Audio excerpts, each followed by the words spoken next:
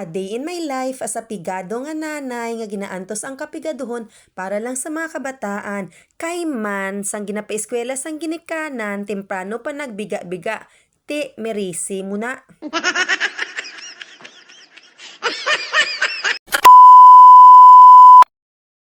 Upo!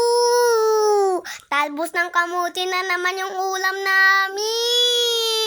Kasi si Mama, palagi niyang inuubos yung mga pera niya. Pambili ng skincare. Para daw gumanda, pero hindi naman siya gumaganda. Huy, wag ganon.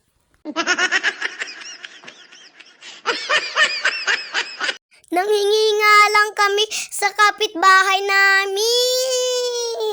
Kasi si Mama, paganda-ganda lang yung ginagawa niya. Hindi siya marunong magtanim.